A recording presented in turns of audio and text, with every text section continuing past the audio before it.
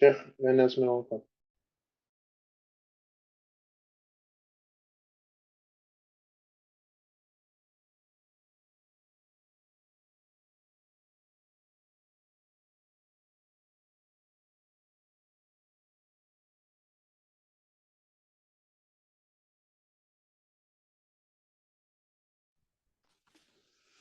نعم بسم الله الرحمن الرحيم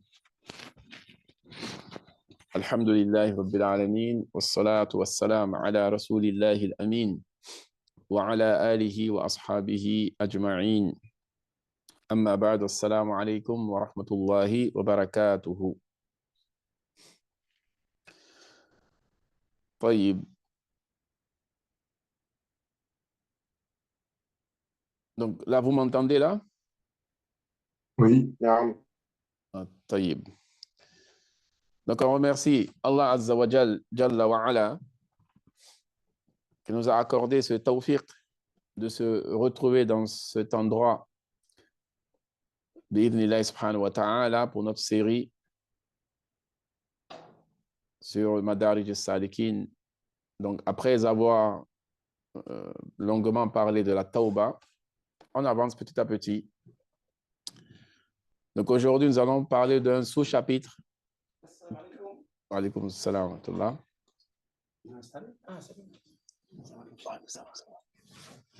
Donc nous allons parler d'un sous-chapitre, toujours dans le même thème, et c'est un sous-chapitre qui est parmi les plus importants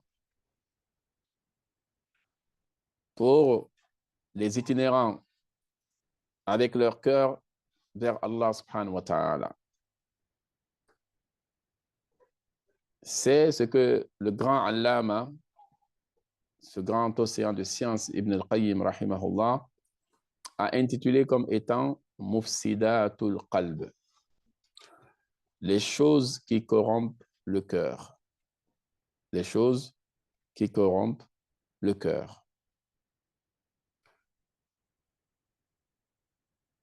Donc, chaque croyant dans son cheminement vers Allah subhanahu wa ta'ala a besoin d'être accompagné avec le rappel, at-tadhakkur.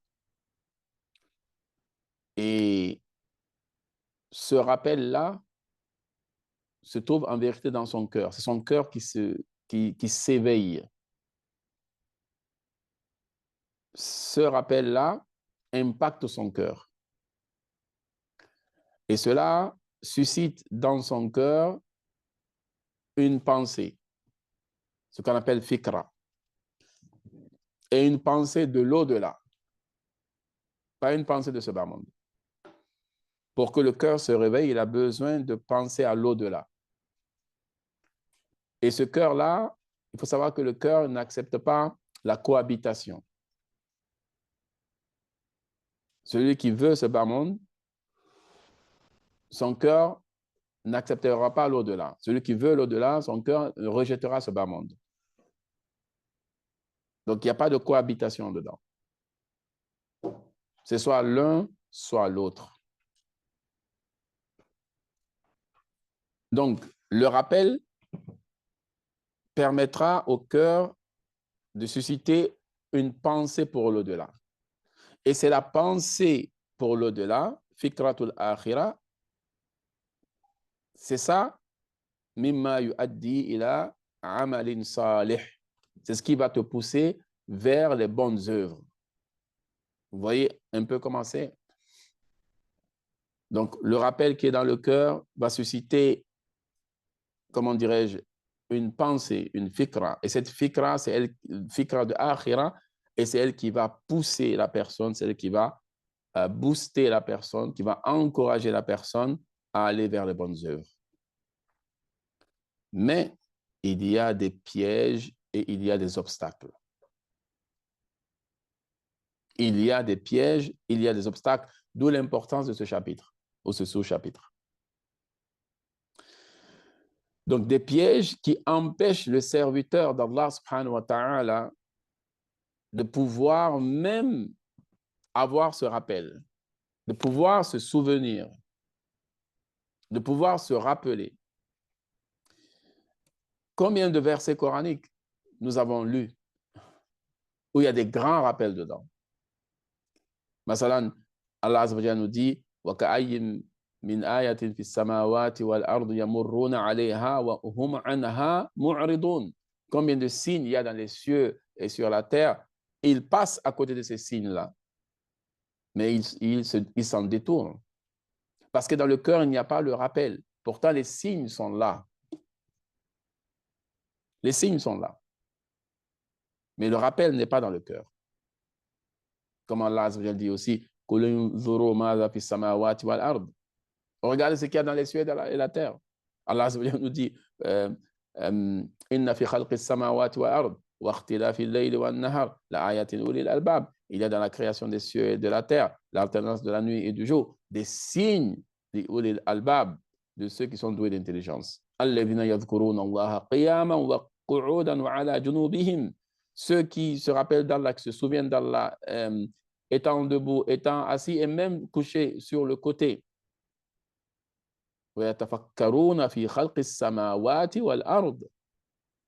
Et ils méditent dans les créations dans la création des cieux et de la terre. Rabbana ma khalaqta hadha batila. Seigneur Allah, tu n'as pas créé tout cela en vain.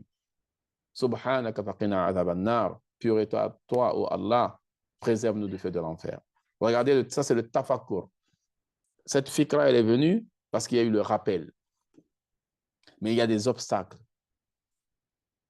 Ce sont ces obstacles qui nous empêchent d'arriver là. Donc, en vérité, le croyant, il voit avec ses yeux, mais il pense avec son cœur. Le croyant, il voit avec ses yeux, il regarde, il entend avec ses oreilles, il voit les merveilles d'Allah, de la création d'Allah subhanahu wa jalla. Mais il réfléchit avec son cœur. C'est ainsi qu'Allah dit فَإِنَّهَا لَا تَعْمَى الْأَبْصَارُ وَلَكِنْ تَعْمَى الْقُلُوبُ الَّتِي فِي الصُّدُورِ. En réalité, ce ne sont pas les yeux qui deviennent aveugles. Ce sont les cœurs qui sont contenus dans les poitrines qui deviennent aveugles. Donc, si on voit toutes ces merveilles-là, si on voit tous ces rappels, combien parmi nous ont été au cimetière, ont enterré des amis, des frères, des membres de leur famille, etc., et qui sont revenus chez eux et ont continué dans la désobéissance à Allah, ont continué dans l'insouciance, ont continué dans le mal, alors qu'ils viennent d'enterrer un proche, ils viennent d'enterrer un ami. Est-ce qu'il y a un rappel plus grand que celui de visiter une tombe, d'enterrer un proche, d'enterrer un frère, un ami, de le voir être enseveli sous terre et revenir et continuer dans la rafla, dans l'insouciance. Donc, quelles sont les choses qui corrompent notre cœur, nos cœurs? Taïb. Tous les obstacles sont basés sur une seule chose. Tous les obstacles que vous allez voir, ou tous les empêchements, ou tous les freins au rappel du cœur sont tous basés sur une chose. Et cette chose-là, c'est ittiba'ul hawa. C'est le fait de suivre ses passions. Tout est basé là-dessus. Celui qui suit ses passions, il ouvre un boulevard aux obstacles dans son cheminement vers Allah subhanahu wa ta'ala. Et c'est là, les anciens font la différence entre al-hawa et al-shahwa. La passion et les désirs. Ils disent par exemple que parmi les différences, bien sûr, le hawa, ce qu'on appelle la passion, elle englobe les afkar et les mu'taqadat, les pensées et les croyances. Et quand on dit que quelqu'un suit sa passion, ce n'est pas seulement dans le péché. Il suit sa passion même dans ses pensées, dans ses réflexions, dans ses déductions. Il suit aussi sa passion dans les croyances, dans ce à quoi il croit, dans ses dogmes, etc., dans ses idéologies, etc. Donc, la passion, elle est large. Alors que la shahwa, elle est focalisée sur le nafs. Les désirs, là, c'est beaucoup canalisé sur le nafs et les plaisirs, al-maladhat. Le nafs et les plaisirs éphémères. Donc, le hawa, il est plus grand. C'est pour cela, ceux qui ont dévié de la voie droite, les ulama les ont appelés ahlul ahwa, les gens de la passion.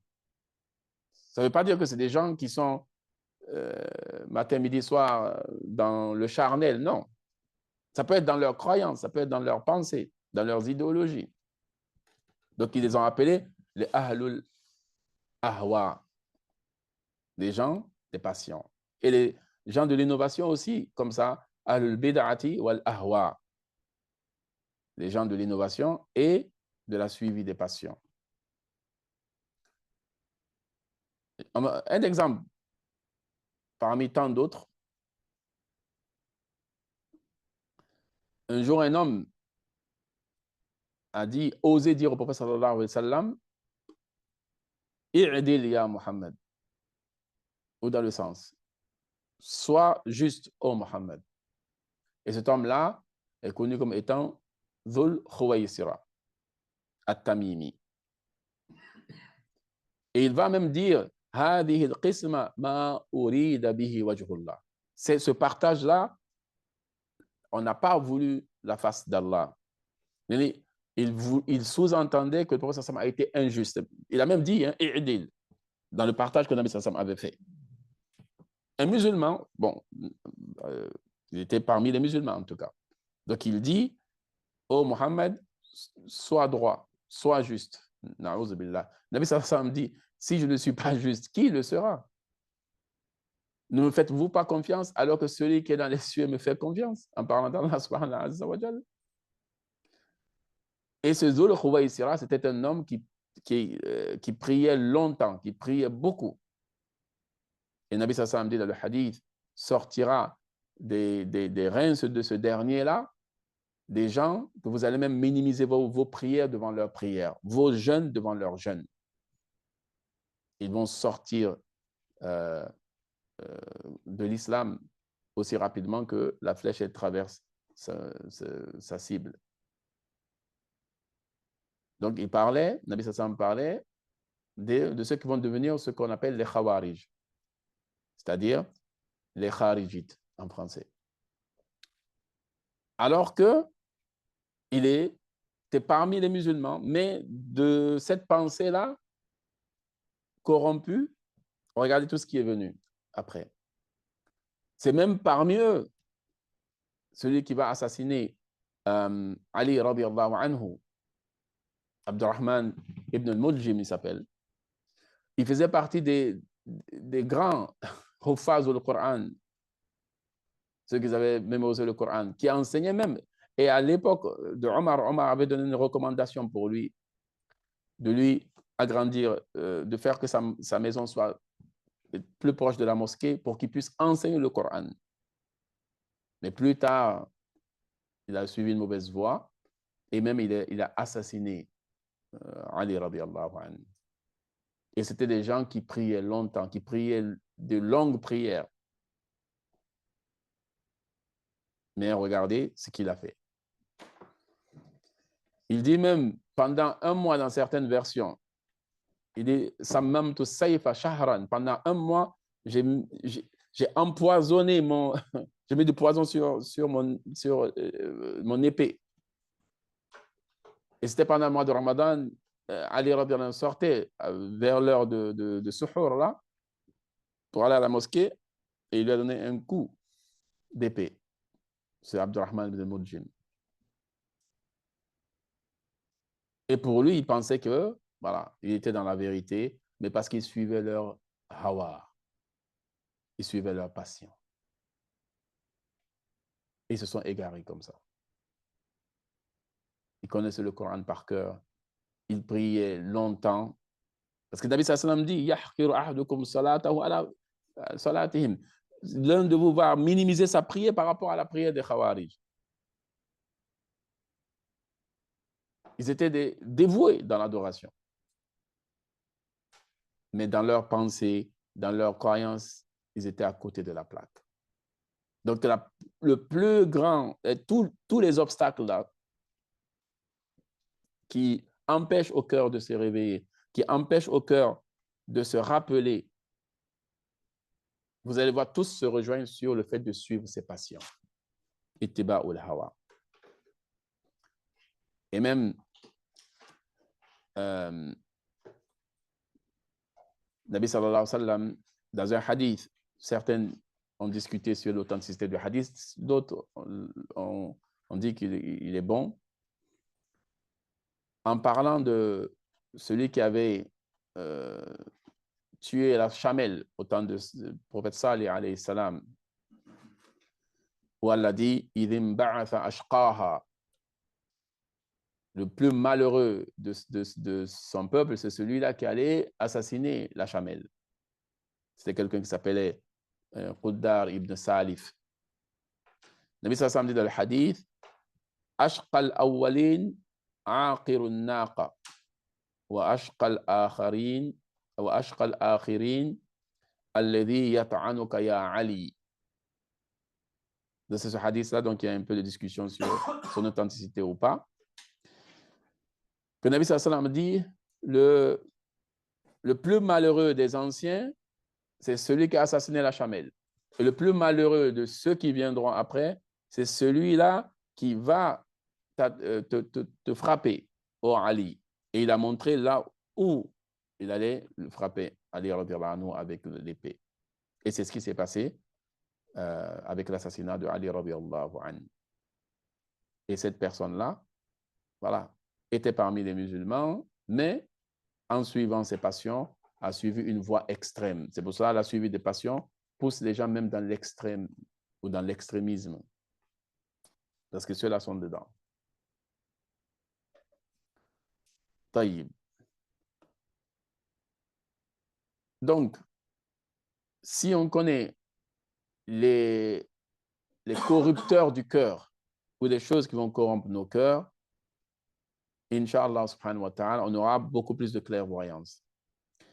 Il faut savoir qu'il y a deux catégories de fléaux. Tout ça, je le dis en guise d'introduction avant même qu'on ne rentre dans ce que l'auteur va dire, parce que cette introduction elle est importante. On a deux catégories de fléaux, ce qu'on appelle afat. Afatul nafs et afatul amal. Il y a deux catégories de fléaux qui sont aussi des obstacles pour nous dans notre évolution spirituelle. Premièrement, ce qu'on appelle afatul nafs, ce sont les fléaux du nafs. Les fléaux du nafs, c'est quoi? Par exemple, al-kibr, al-ujb, al-ghurur, la vanité, l'orgueil, voilà, etc. Ça, ce sont des fléaux qui sont liés au nafs. Et ce sont des maladies aussi. Et ceux-là sont des obstacles dans notre évolution spirituelle. Ensuite, vous avez les afatul amal. Afatul amal, il y a les fléaux des œuvres que nous faisons, ou des actions que nous faisons, ou des actes que nous faisons. Parmi elles, par exemple, il y a al-riya wal-sum'a wa al-riyasa al-mansib al-jah. Yani, œuvrer par ostentation, œuvrer pour faire entendre aux gens que vous êtes un bon croyant, que vous êtes une bonne croyante, etc., etc. Œuvrer pour avoir une place quelque part, œuvrer pour diriger les gens, pour être chef, œuvrer pour avoir de la renommée, œuvrer pour le prestige. Ce sont les fléaux des œuvres. Donc, il faut se détacher, se libérer des afatul nafsi et des afatul amal. Les fléaux du nafs et les fléaux des œuvres. Parce que notre cœur ou nos cœurs, pour parler de chacun de nous, ont ce qu'on appelle des voleurs, suraq. Il y a des voleurs des cœurs. Et ces voleurs-là, ils volent ce qu'il y a dans le cœur. Ce n'est pas le cœur qu'ils vont prendre, ils vont partir avec. Ces choses-là, il y a des voleurs des cœurs parmi les shayatin al-ins et shayatin al-jinn aussi. Dans le monde qu'on ne voit pas et dans le monde dans lequel on voit. Donc, ces voleurs-là, les voleurs des cœurs, vont voler ce qui est dans les cœurs, ce que les cœurs contiennent. Et la chose la plus précieuse que nos cœurs contiennent, nous en tant que croyants, c'est le iman, la foi. Al-iman. Donc, ces voleurs-là vont tout faire pour pouvoir nous arracher la chose la plus précieuse, la plus importante que Allah Azza wa Jal nous a accordée. Donc, ces fléaux, ces corrupteurs du cœur dont Allah va parler, va nous raconter, ils sont 5 normalement. On va les citer après, Inch'Allah. Donc, ce sont comme des voleurs et ces 5-là, qui sont des voleurs, vont essayer de ternir la lumière du cœur d'abord. Et une fois que la lumière du cœur est ternie, donc ils auront le chemin pour pouvoir corrompre ce cœur-là. Donc il faut ternir la lumière d'abord. Il ne faut pas que ce cœur soit illuminé. Il ne faut pas que ce cœur soit éclairé. Et c'est pour cela, quand on prend l'exemple de ceux qui ont réussi dans le passé, qui avaient le cœur illuminé, le cœur nettoyé de tous ces corrupteurs-là, par exemple l'imam Malik, rahimahullah subhanahu wa ta'ala, à son époque, quand lui, il a écrit son Al-Muwatta, le livre de hadith, bon, qui est plus un corpus juriste qu'un corpus traditionnel, c'est-à-dire c'est plus du juridique que de purement hadith, parce qu'il y a des fatwas de tabi'in dedans, des fatwas de sahaba, des fatwas aussi de l'imam Malik, rahimahullah subhanahu wa ta'ala. Donc, quand il a fait le Muwatta, il a nommé Muwatta. Muwatta, c'est ce qu'on a aplani, ce qu'on a facilité, quelque chose qui a été facilité pour les gens, etc. Les gens sont venus le voir. Ils disent, il y a Malik, il y a d'autres Muwatta aussi, il y a d'autres personnes à son époque qui avaient écrit des Muwatta. Mais jusqu'à aujourd'hui, dites-moi si vous avez entendu un autre Muwatta à part celui de l'imam Malik. Parce que l'imam Malik avait dit à ce moment-là, rahimahullah subhanahu wa ta'ala, ma kana lillahi dama wattasal. Tout ce qui est pour Allah perdure, reste. Et tout ce qui est pour autre que Allah va s'interrompre et va disparaître. Yadmahil, yani, ça s'effrite comme ça. Tout ce qui n'est pas pour Allah Azza wa Jal. Et regardez aujourd'hui, combien de siècles se sont écoulés. On a les versions, en tout cas les 2 grandes versions de Muwatta, celui de Yahya ibn Yahya al-Masmoudi al-Laythi et celui de Mohammed bin Hassan al-Shaybani, le compagnon de l'imam Abi Hanifata, rahimahumullah jami'an. Donc ces 2 Muwatta-là sont là aujourd'hui. Donc voici l'exemple de ces personnes-là. Donc ces voleurs-là, ces corrupteurs des cœurs, vont essayer de ternir la lumière qui est dans le cœur.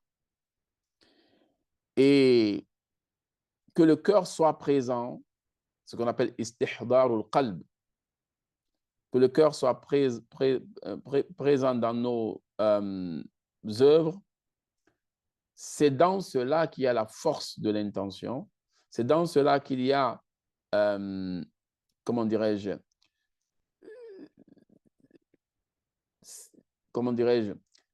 le fait d'envoyer ces œuvres vers Allah, de faire voyager ces œuvres-là vers Allah. Mais c'est la présence du cœur dans les œuvres qui vont faciliter cela. Que nos œuvres puissent aller vers Allah, aller avec toute la sincérité, aller avec toute la force. Mais quand le cœur n'est pas présent, khalas. Quand le cœur il est absent, dans la prière, le cœur il est absent, dans la lecture du Coran, le cœur il est absent. Souvent même, on est dans de bonnes ambiances, mais le cœur il est absent. Donc ça montre la faiblesse de ce cœur, ça prouve de l'influence de ces voleurs des cœurs sur ce cœur-là. Taïb. Et plus ce cœur est illuminé, plus il a de la force, et plus il a de la force, plus il a de la motivation, et plus il a de la motivation, plus ce cœur est vivant. Parce qu'il y a des gens qui vivent, hein, qui n'ont pas des maladies du cœur physique, mais leur cœur, il est mort. Et qui sont vivants eux-mêmes. Il y a des gens dont les cœurs sont malades. Il y a des gens, et qui sont très peu, qui ont le cœur vivant. Ce sont ceux-là qui ont le cœur illuminé, qui ont le cœur qui est fortifié. Pourquoi? Parce que ce cœur a fermé les portes à tous ces corrupteurs de cœur, à tous ces voleurs de cœur. Donc, on va avancer avec ce que l'Allama nous dit.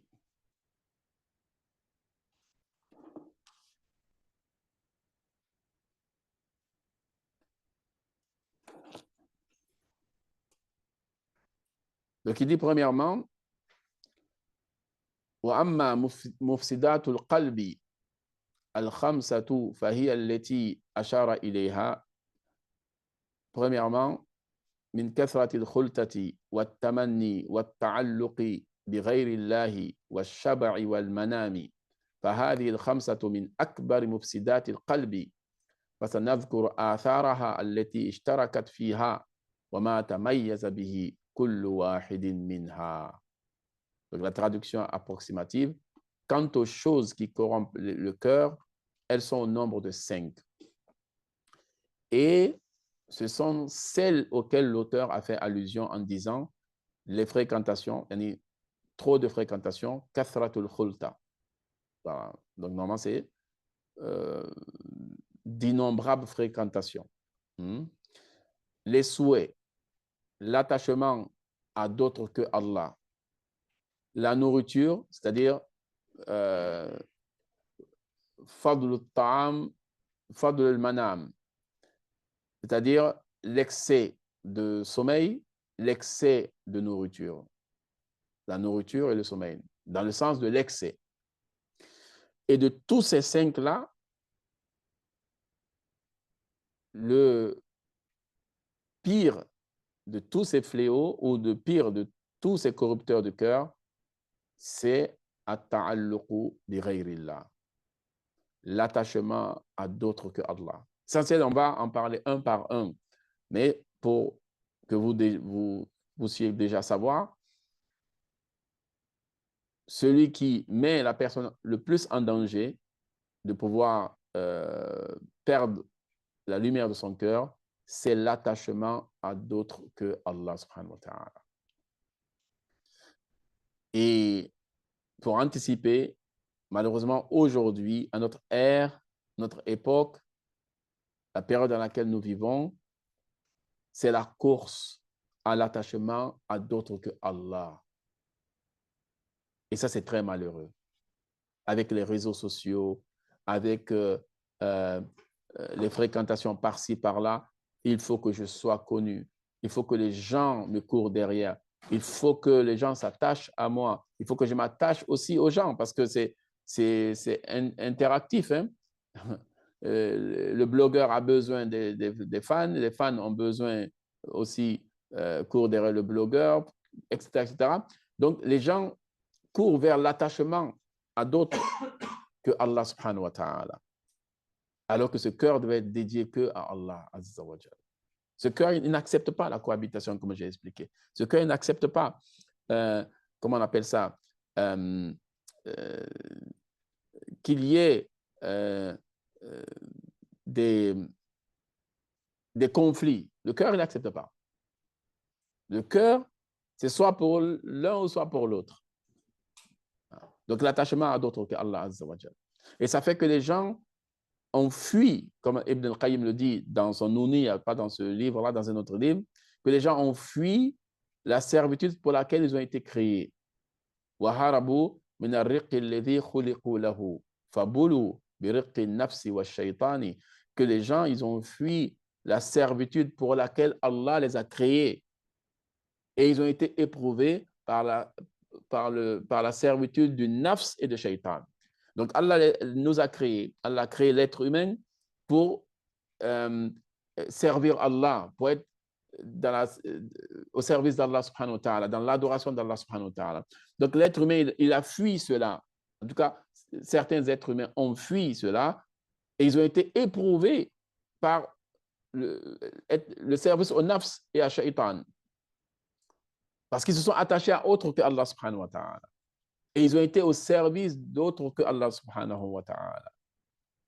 Ils ont été esclaves même d'autres que Allah subhanahu wa ta'ala. Ensuite, il y a la nourriture. Il faut comprendre par là l'excès. Et la nourriture ici, il y a la nourriture licite, pas licite. Et tout ça, ça rentre dedans.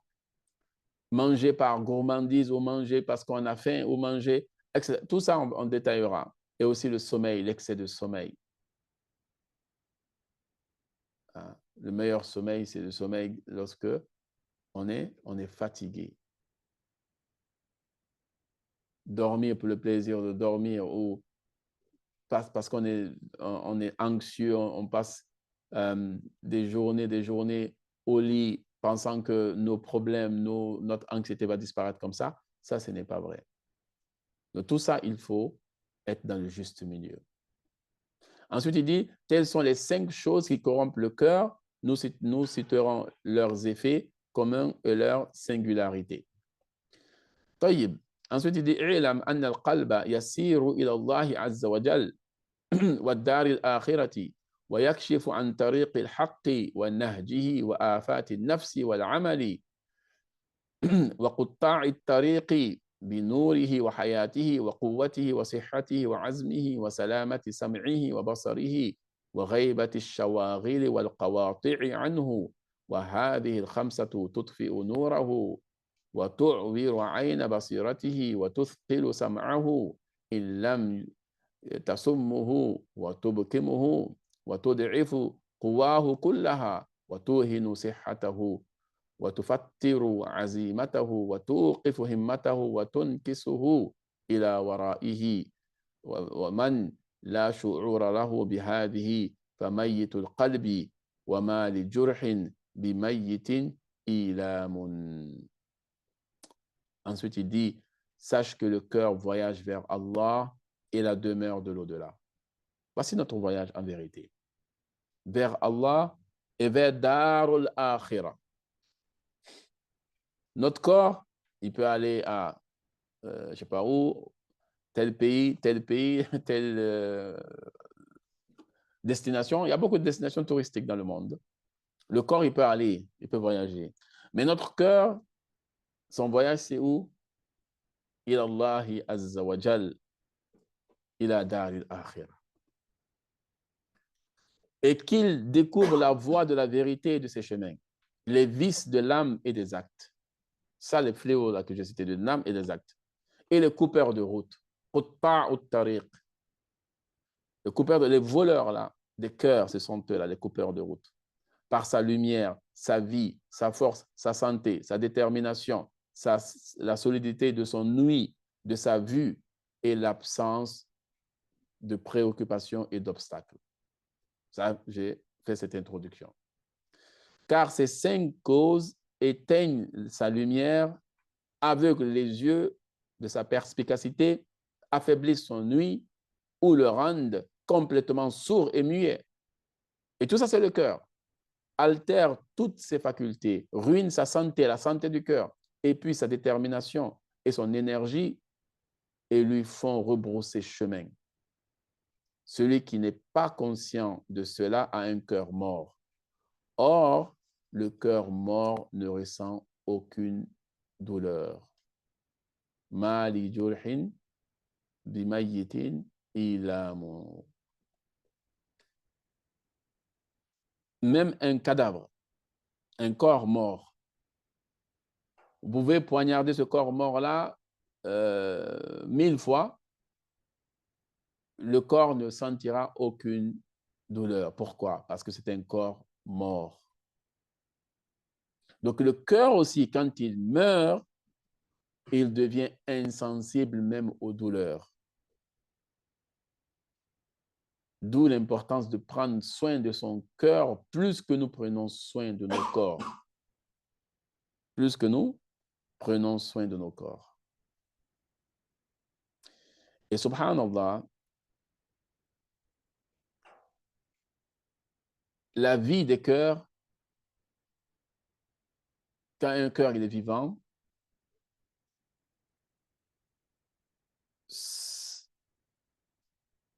son plaisir, hein, le plaisir de ce cœur, c'est l'amour d'Allah subhanahu wa ta'ala.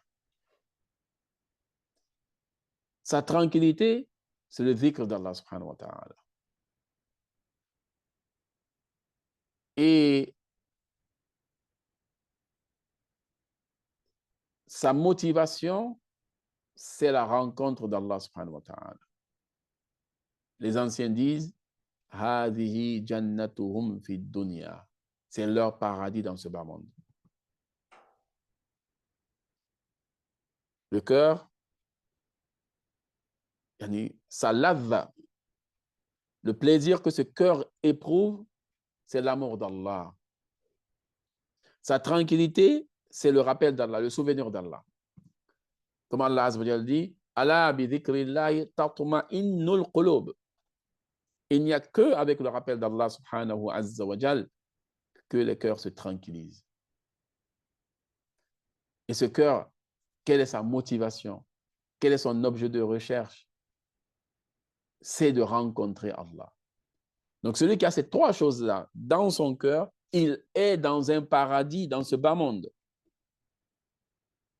Il vit dans un paradis, dans ce bas monde. Un paradis même que les multimillionnaires, multimilliardaires vont envier. Mais ils n'auront pas ce paradis-là que celui-ci a dans son cœur tant qu'ils n'ont pas pris le même chemin que lui. Ils peuvent vivre dans les plus grands palaces, ils peuvent avoir les meilleures nourritures du monde. Alors que celui qui a ces trois choses dans son cœur, il se pourrait qu'il mange que du pain sec avec de l'eau, mais qu'ils vivent dans un paradis que les autres n'ont pas, ni de près ni de loin. C'est ce qu'on appelle Jannatul Dunya, le paradis dans ce bas monde. Oui, il existe ce paradis dans ce bas monde. Ensuite, il dit Fahiya a'iqatun lahu an nubli kamalihi qati'atun lahu anil wusuli ila ma khuliqa lahu wa ju'ila na'imuhu wa sa'adatuhu wa ibtihajuhu wa ladhatuhu fil wusuli ilayhi. فإنه لا نعيم له ولا لذة ولا ابتهاج ولا كمال إلا بمعرفة الله ومحبته والطمانينة بذكره والفرح والابتهاج بقربه والشوق إلى لقائه فهذه جنته العاجلة كما أنه لا نعيم له في الآخرة ولا فوز بجواره في دار النعيم في الجنة الآجلة فله جنتان لا يدخل الثانية منهما إن لم يدخل الأولى. Il dit, ces causes empêchent le cœur d'atteindre l'état de perfection. Ce pourquoi il a été créé. Et les sources de son bonheur de son succès, de son épanouissement et de son plaisir. Car ce n'est que par la connaissance et l'amour d'Allah que le cœur retrouve le repos dans son souvenir, se réjouit et s'épanouit dans sa proximité et aspire à sa rencontre. C'est un avant-goût de son paradis. فَهَذِهِ جَنَّتُهُ الْعَاجِلَةُ. C'est un avant-goût de son paradis. Tout comme il n'y a de bonheur et de succès dans l'au-delà que dans sa proximité. Dans la demeure du bonheur au paradis, il existe donc paradis et le serviteur n'entrera pas. Il existe donc deux paradis. Donc, voilà, ça manque, un mot qui manque ici. Il existe donc deux paradis et le serviteur n'entrera pas dans le second s'il n'entre pas d'abord dans le premier. Donc, il y a deux paradis. Un paradis dans ce bas monde et un paradis dans l'au-delà. Et la personne n'entrera pas dans le paradis de l'au-delà s'il n'entre pas d'abord dans le paradis de ce bas monde.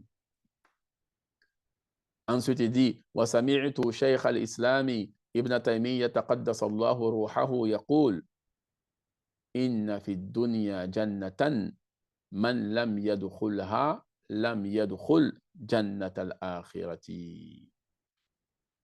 Ibn al-Qayyim rahimahullah, un océan de science, mais il a son cheikh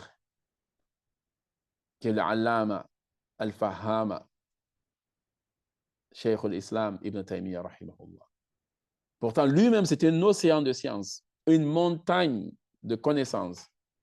Mais il dit, j'ai entendu, wa sami'tu shaykh al-Islami, j'ai entendu le cheikh al-Islam Ibn Taymiyyah, qu'Allah sanctifie son esprit, dire, il y a un paradis dans ce monde et celui qui n'y entre pas n'entrera pas dans celui de l'au-delà. Naam. Al-Allama Ibn Taymiyyah rahimahullah subhanahu wa ta'ala. Inna fi dunya jannatan. Dans ce bas monde, il y a un jannah. Man lam yadkhulha lam yadkhul jannat al-akhirah. Celui qui ne rentre pas dans le paradis de ce bas monde ne rentrera pas dans le paradis de l'au-delà.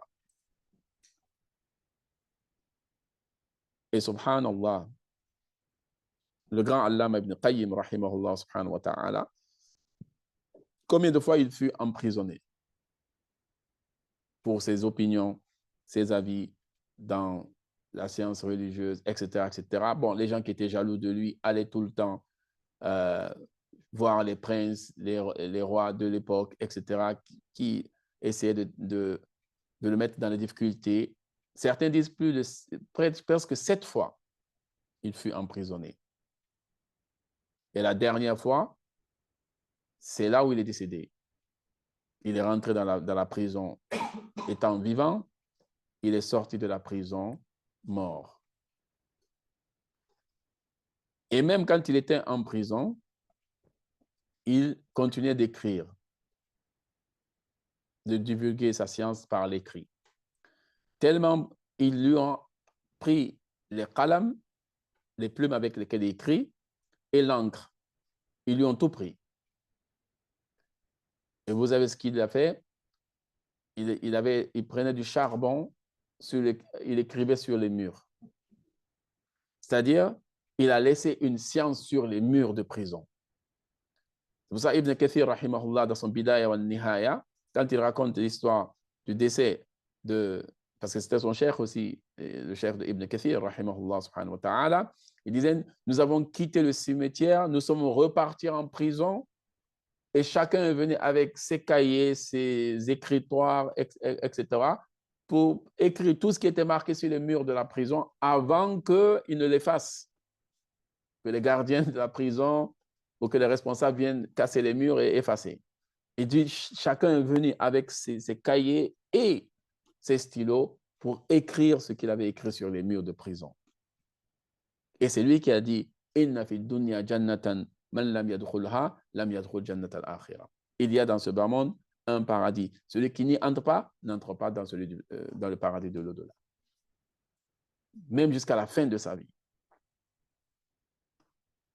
Et certains disent, il avait déjà fait un khatm du Coran et il faisait le deuxième. Il avait lu intégralement le Coran et il lisait une deuxième fois le Coran jusqu'à ce qu'il arrive dans Surat al-Qamar. Hein? Et là, il a lu le verset Innal muttaqina fi jannatin wa nahar fi maq'adi sidqin 'inda malikin muqtadir. C'est le dernier verset qu'il a lu et c'est là que son âme a quitté son corps. Quel verset? Innal muttaqina fi jannatin wa nahar. Les pieux seront dans le paradis avec des rivières. Fi maq'adi sidqin 'inda malikin muqtadir. Dans une assise de vérité auprès de qui? Allah subhanahu wa ta'ala, le tout-puissant Allah azza wa jalla. Et dans le sens, il a lu, c'est le dernier verset qu'il a lu, et c'est là que Malakul Maut a pris son âme. Un homme qui a passé combien de temps dans les prisons? Pas parce qu'il était malfaiteur ou il était extrême ou quoi que ce soit, rien de tout ça. Parce que les gens étaient jaloux de lui. D'autres savants, hein, malheureusement, parce qu'entre les savants aussi, souvent, il y a ce problème-là de jalousie. Quand on a le cœur malade, même on a la science, mais on a le cœur malade, on n'est pas à l'abri de ces fléaux-là. Donc, elle était victime. Et subhanallah, une fois, il disait, « Lastu masjounan, al-masjounu man sajanahu hawahu. » Il dit, « Je ne suis pas en vérité un prisonnier. Le vrai prisonnier, c'est celui qui est prisonnier de ses passions. » Subhanallah. Il dit, « Je ne suis pas prisonnier. Le vrai prisonnier, c'est celui qui est prisonnier de ses passions. » Il dit, « Lastu mahbousan. » Je ne suis pas empêché, bloqué. Al-mahbousu man hubisa an mawlahu. Celui qui est empêché, c'est vraiment celui qui est empêché à se connecter à son Seigneur. Alors que moi, je ne suis pas empêché. C'est-à-dire que vous pouvez me mettre dans toutes les prisons du monde, dans le sens de ce qu'il veut dire, mais vous ne pouvez pas couper ma connexion avec Allah subhanahu wa ta'ala. Vous pouvez emprisonner mon corps, vous pouvez m'empêcher de sortir, vous pouvez m'empêcher de tout ça, mais la connexion du cœur avec Allah, vous ne pouvez pas. Et wallahi, il a raison. Le vrai prisonnier, al-masjoun, huwa al-masjoun bil-humumi wal-ghumumi. C'est celui qui est prisonnier de ses soucis, prisonnier de ses dettes, prisonnier de ses péchés, prisonnier du fait qu'il est éloigné d'Allah azza wa jalla. C'est ça le vrai prisonnier. Il peut vivre dans une île magnifique, avec de la verdure autour de lui, avec des belles vues de la mer, etc., etc., etc. Mais en vérité, c'est un prisonnier. Parce qu'il est prisonnier de son nafs, de son ego, prisonnier de ses péchés, prisonnier de ses anxiétés. Lui seul sait quand il va se coucher le soir, il n'arrive même pas à fermer l'œil s'il ne prend pas des médicaments, des comprimés pour le sommeil ou des piqûres pour dormir, etc., etc. Donc, il est prisonnier de son nafs. Alors que celui qui vit dans le paradis de ce bas monde, le paradis du cœur, il peut dormir même sous un arbre, tranquillement. Et il aura un très bon sommeil. Donc, lui-même, Allah ibn Taymiyyah, rahmatullahi alayhi, qui a dit ça, il a vécu cela. Inna fi dunya jannatan. Il y a dans ce bas monde un paradis. Man lam yadkhulha, lam yadkhul jannat al-akhirah. طيب. وقال بعض العارفين إنه ليمر بالقلب أوقات أقول إن كان أهل الجنة في مثل هذا إنهم لفي عيش طيب. Certains vont penser même qu'il y a de l'exagération dans ce qu'il dit, mais le goût, on ne peut pas l'exprimer.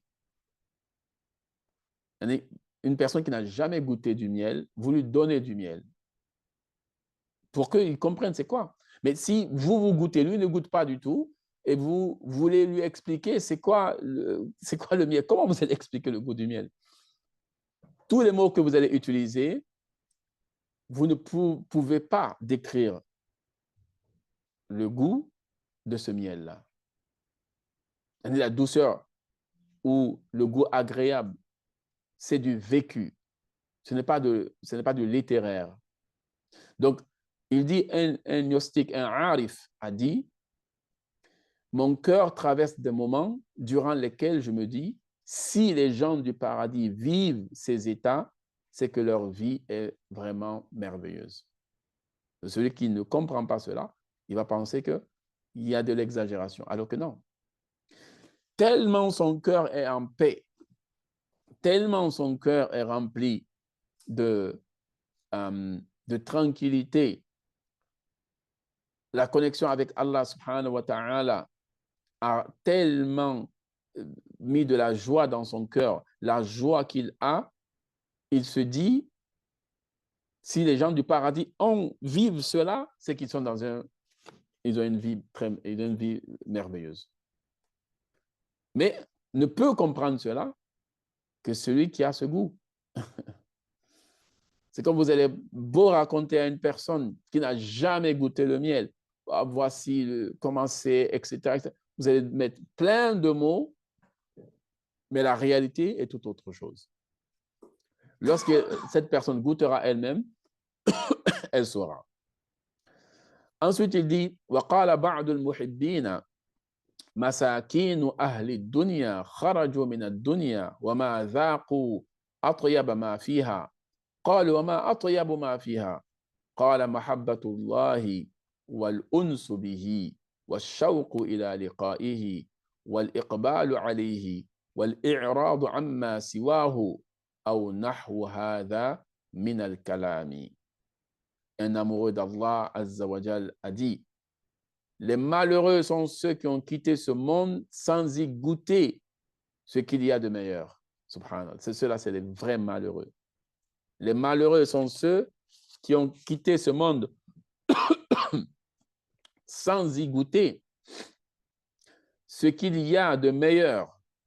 On lui demanda, quelle est la meilleure chose de ce monde? Et il répondit, l'amour d'Allah. Ça, c'est la première des choses. Même l'adoration à l'ibada est basée sur l'amour d'Allah et la soumission à Allah. Ce sont ces deux pôles-là.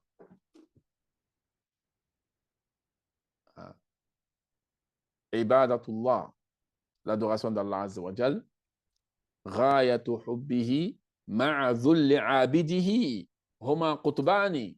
Allah ibn Qayyim le dit.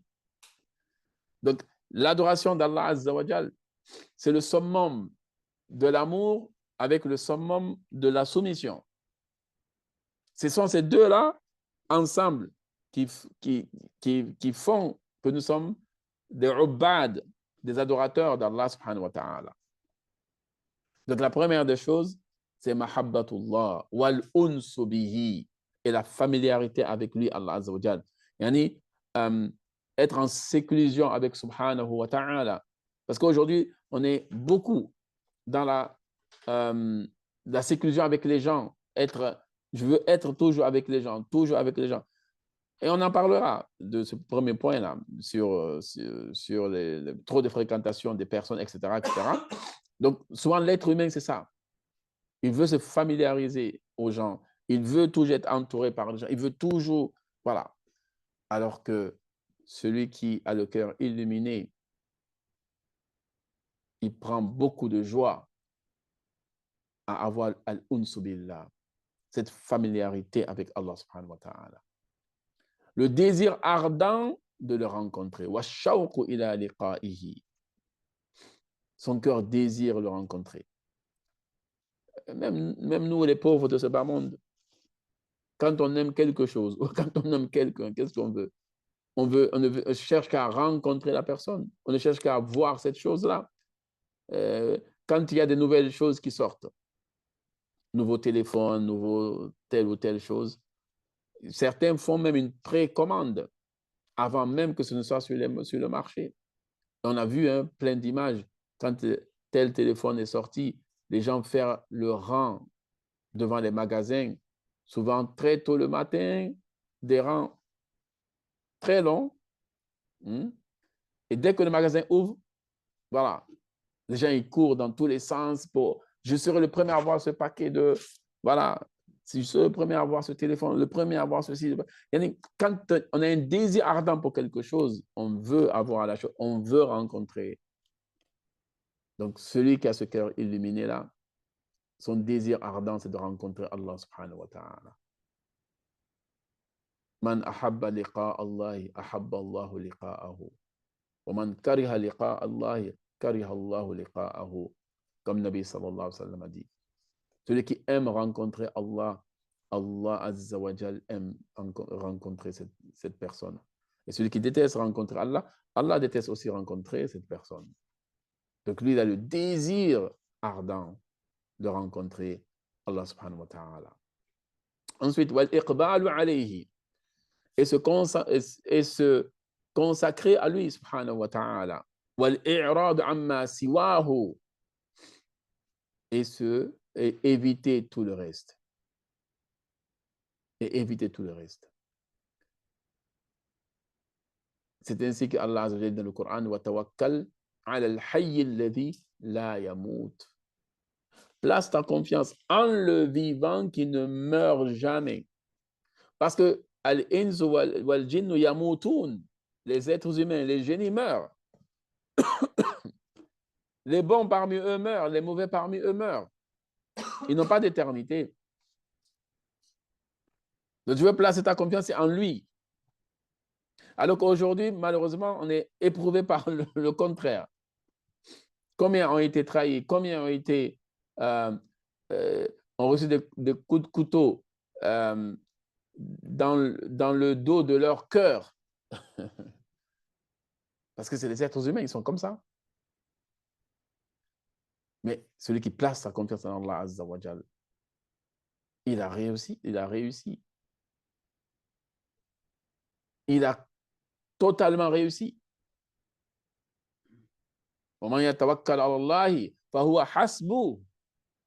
Celui qui place sa confiance en Allah, Allah lui suffit. Elle suffit. L'être humain ne suffit pas.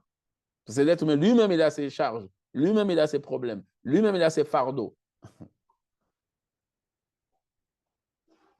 Ça ne veut pas dire qu'il faut se détacher des gens, il ne faut pas avoir de vie sociale. Non, absolument pas.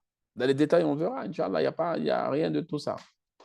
Mais pour dire que le désir du croyant, celui qui a le cœur purifié, c'est de rencontrer son Seigneur Allah subhanahu wa ta'ala, se consacrer à lui. Certains, parmi les anciens, quand la nuit tombait, ils étaient tellement contents parce qu'ils se disent, la journée, je l'ai consacrée aux créatures. La journée, j'ai été au service des gens. La journée, j'ai écouté les problèmes des gens. La journée, voilà, j'ai travaillé avec les gens. Maintenant que le soleil se couche et que la nuit couvre le monde, ce moment-là, je vais le consacrer à Allah subhanahu wa ta'ala. Il y avait parmi les anciens qui avaient des vêtements très chers qu'ils ne mettaient que la nuit pour adorer Allah Azza wa Jal. Des vêtements qu'ils ont achetés, comme nous, on achète souvent des vêtements pour telle occasion, pour le mariage, pour ceci, pour cela, etc., etc. Souvent des choses qui ont des valeurs sentimentales. Voilà. Donc, il y avait parmi les anciens ceux qui achetaient des vêtements comme ça que pour la prière de nuit.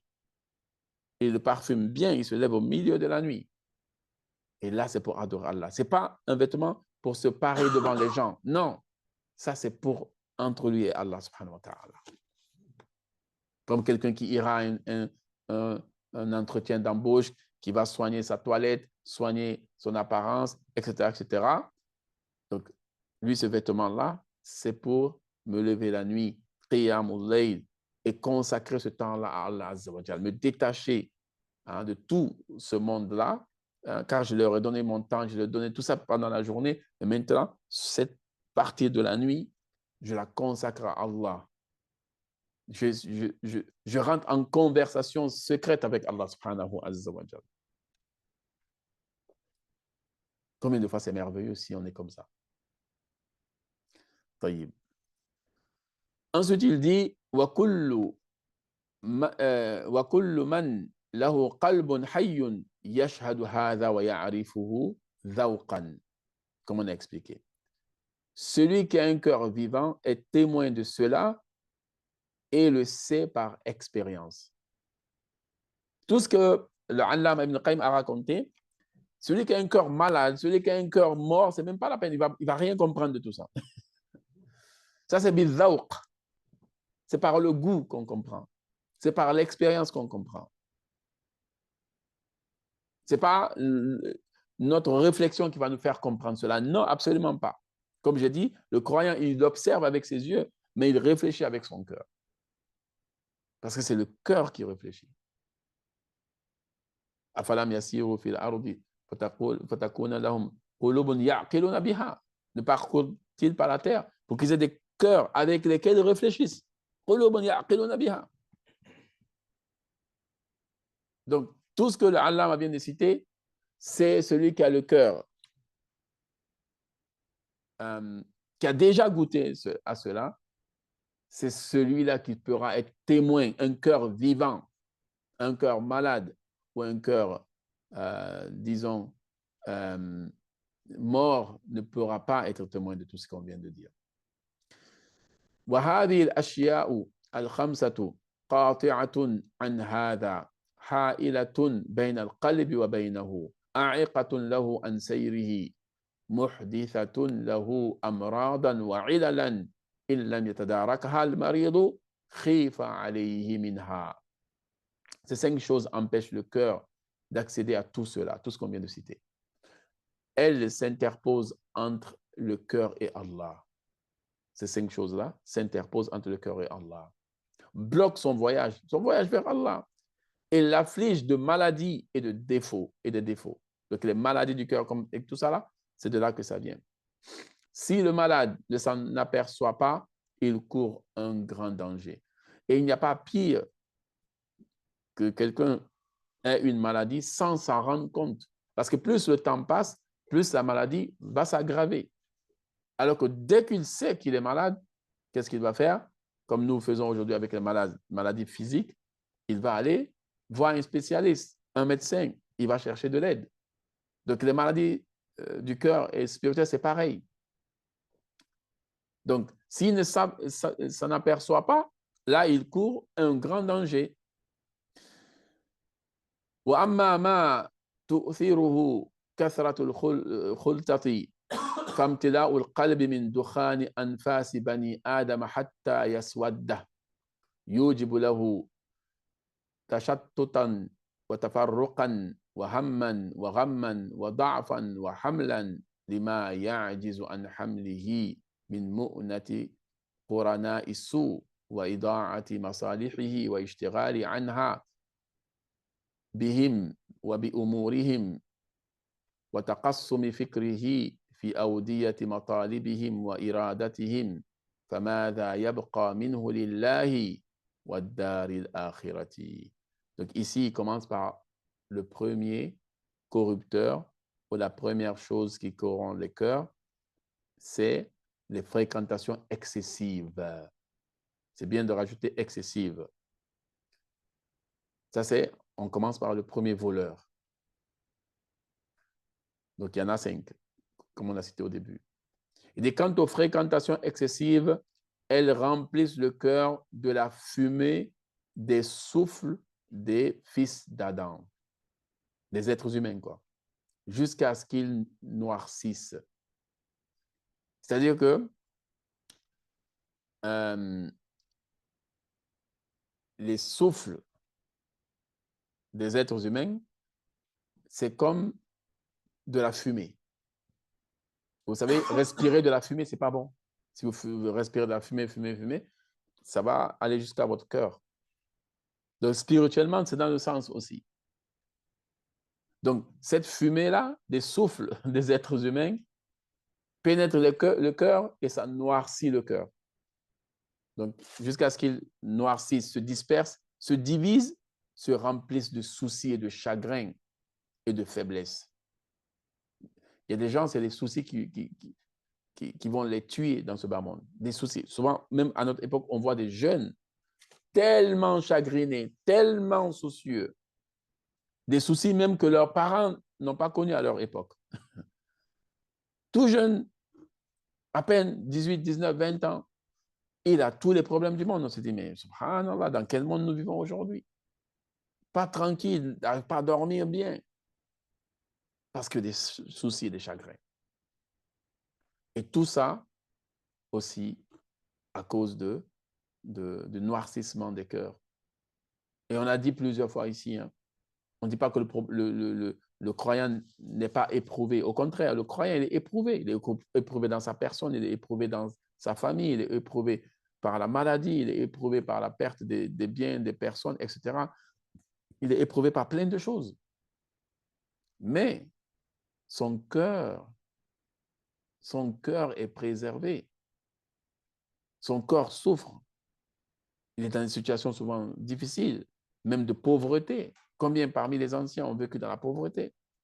Certains même compagnons, ils n'avaient même pas de quoi manger. Les Ashab al-Suffa, certains tombaient dans la prière. Abu Huraira parmi eux, les Ashab al-Suffa, ceux qui vivaient dans la mosquée du prophète sallallahu alayhi wa sallam, ils tombaient dans la prière, comme s'ils étaient malades ou s'ils avaient de l'épilepsie. Alors que non, c'est la faim. Mais est-ce que cela les a rendus malheureux?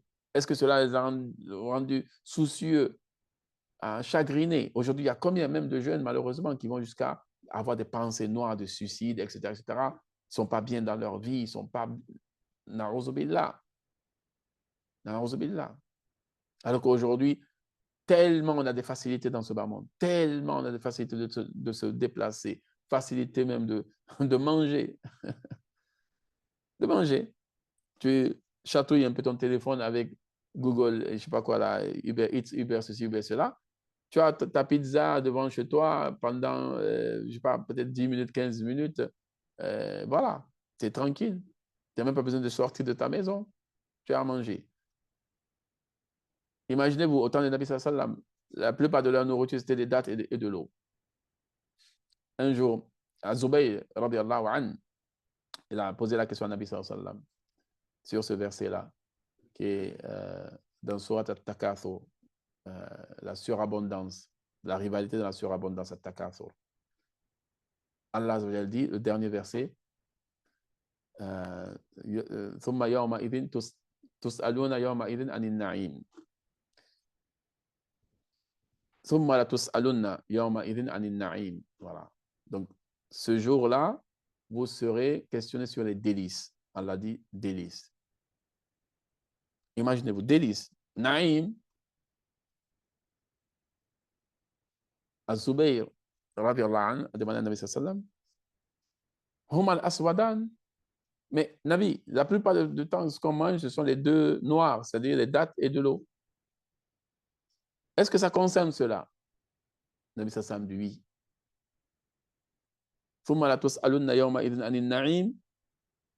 En parlant aussi même de dattes et de l'eau. C'est-à-dire que ceux qui mangeaient des dattes et qui buvaient de l'eau, c'était leur ration alimentaire parce qu'ils n'avaient pas les moyens d'avoir de la viande, d'avoir plein de farine, du pain, machallah, tout ça, seront questionnés dessus comme étant des délices. Que dire de nous aujourd'hui? Avec, aujourd'hui, il y a les tacos gratinés même, hein?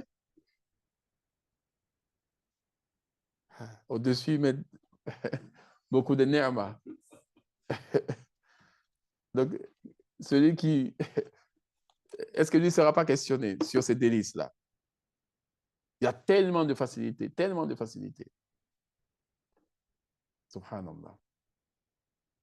Et malgré cela, beaucoup vivent avec des chagrins, avec le cœur serré, ils ont du mal à dormir, alors qu'ils ont la facilité de manger, ils ont la facilité de se mouvoir. Aujourd'hui, tu veux voyager d'un pays à un pays, c'est très facile, tu veux même aller visiter Makkah, al-Mukarrama, Madina, al-Munawwara. Tu ne vas pas faire des mois et des mois de voyage. Tu as un billet, voilà, tu as un visa, aujourd'hui même, visa en ligne, etc., etc. Beaucoup de choses ont été facilitées. Mais avec cela, les cœurs de beaucoup, malheureusement, sont noircis, sont pleins d'angoisse et tout ça.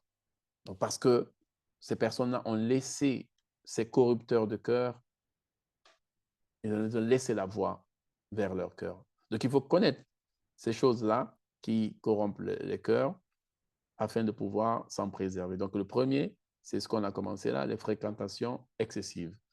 Donc, on va s'arrêter ici pour aujourd'hui, Inch'Allah. Qu'Allah nous donne la compréhension, qu'il fasse de nous des musulmans sincères et pieux. Donc, je vous dis à la prochaine assise pour la suite, Inch'Allah. Subhanakallah wa bihamdik. Ashhadu an la ilaha illa anta astaghfiruka wa atubu ilayk. Wassalamu alaikum wa rahmatullahi wa barakatuhu.